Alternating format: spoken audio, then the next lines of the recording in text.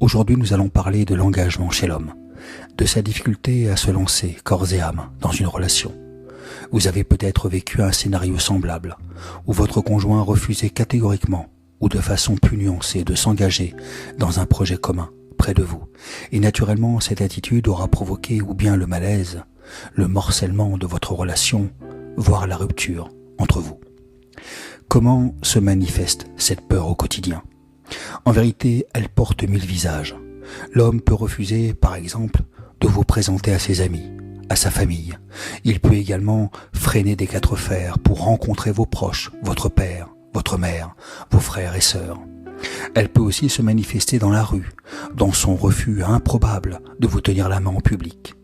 Bien entendu, elle s'illustrera surtout dans son rejet de vivre ensemble, de se marier ou d'avoir des enfants en commun. Comment l'expliquer ? Il y a bien évidemment la raison la plus simple, la plus lâche, voire la plus cynique. Votre moitié entretient une relation secrète. Cet homme, c'est l'homme infidèle. Vous êtes la maîtresse, celle qu'il doit cacher aux yeux du reste du monde, celle envers qui il ne pourra offrir que des miettes, les brisures de son affection et de son temps. Vous n'êtes pas au courant de cette double vie, et il fait en sorte que vous ne le soyez jamais. Quand vous l'interrogez, il évite la question, ou vous répond sournoisement que le temps viendra pour franchir l'étape suivante. Mais sachez que les chemins boueux qu'il vous fait emprunter sont ceux connus par d'autres femmes avant vous. La deuxième explication pourra prendre racine dans sa vie passée, son enfance. C'est l'homme blessé. Un traumatisme qui aura infligé des marques tenaces dans son esprit et sa quête d'amour. Par exemple, un conflit ouvert entre son père et sa mère aura peut-être provoqué une peur panique de la vie de couple. Votre conjoint a pu être témoin aussi de la lente déliquescence du foyer formé par ses parents. Dégradation paresseuse mais certaine de leur entente, de leur complicité, puis de leur amour. Plus proche dans le temps, il peut s'agir tout simplement d'un divorce précédent dont il aura été l'un des protagonistes, séparation qui aura mutilé son image de la relation amoureuse. Il y a derrière la peur de souffrir, l'angoisse de revivre une blessure, de raviver une plaie qui n'attend qu'un geste pour saigner encore.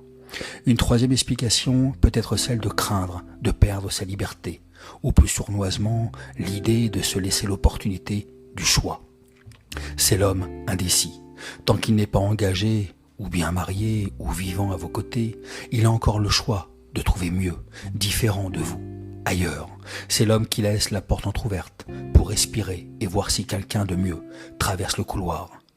Il y a beaucoup de scénarios possibles, vous l'aurez compris. Mais alors, comment y faire face ? Parlons d'abord de l'homme blessé. Sachez d'abord que ce ne sera jamais simple de ramener ce type d'homme à la raison. C'est comme inviter un individu ayant le vertige à se pencher au-dessus du vide, en souriant. Sa première réaction sera naturellement le recul, la défense ou la fuite. Les grandes déclarations d'amour ne seront pas plus efficaces, car dans son esprit, les mots d'amour sont des stratagèmes pour noyer sa vigilance.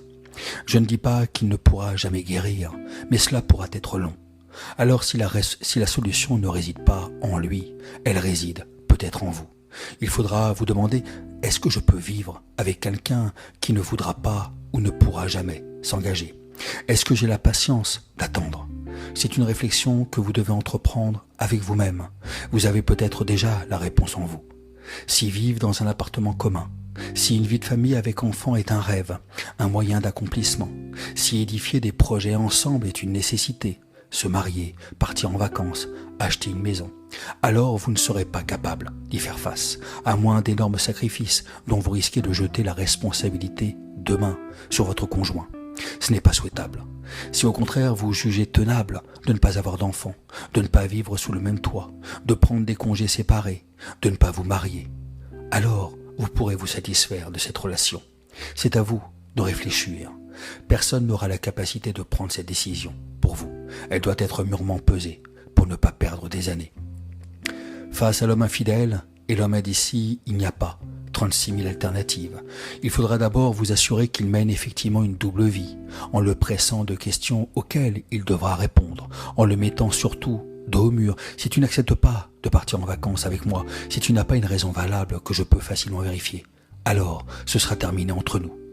Si vous dites ce genre de choses, il faudra aller jusqu'au bout, sans regret ni volte-face. Si cet homme est infidèle et que les preuves sont manifestes, vous aurez alors 3 choix. Ou bien arrêter cette relation sur le champ parce qu'il vous a menti, que la confiance est rompue et qu'un homme infidèle hier le sera probablement demain, quoi que vous fassiez pour le retenir. Ou bien continuer cette relation. Après tout, en faisant le deuil de projets communs, vous serez alors la femme de l'ombre qui n'existe pas sur le papier. Enfin, vous pouvez aussi l'obliger à quitter cet autre qui fait barrage, car s'il vous fréquente depuis si longtemps, si vos rencontres sont si intenses, c'est qu'il y a bien une raison, forcément. L'amour implique de l'engagement. L'homme ne peut pas éternellement surfer au-dessus des eaux. À un moment, le vent s'estompera, ou le poids des responsabilités fera qu'il devra s'enfoncer dans l'eau. Vous écoutiez les podcasts de Amour, etc. Prenez soin de vous et des autres.